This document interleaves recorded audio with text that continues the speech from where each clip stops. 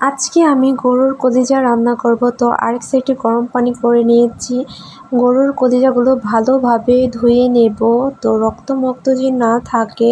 আরেক সাইডে আমি পেঁয়াজ মরিচ ভেজে নিয়েছি, মশলাগুলো কষিয়ে নিয়েছি। ছোট ছোট আলুর টুকরা করে রসুন দিয়ে নিয়েছি। আলু আর রসুন ভালোভাবে কষিয়ে নিচ্ছি। তো আমি এখন সব গরুর কলিজাগুলো দিয়ে দিচ্ছি। তো ভালোভাবে আমি নাড়াচাড়া করে ঢাকনা দিয়ে কতক্ষণ কলিজাগুলো রেখে দেব। এখন আমি আরেক সাইডে পোলার চালগুলো ভিজিয়ে রেখেছি, সেগুলোও ডান।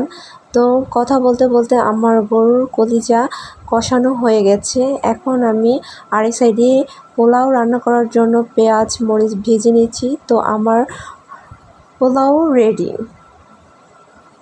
কথা বলতে বলতে আমার এখন গরুর কলিজাও রান্না করা শেষ। কে কে খাবে সবাই চলে আসো। আল্লাহ হাফেজ।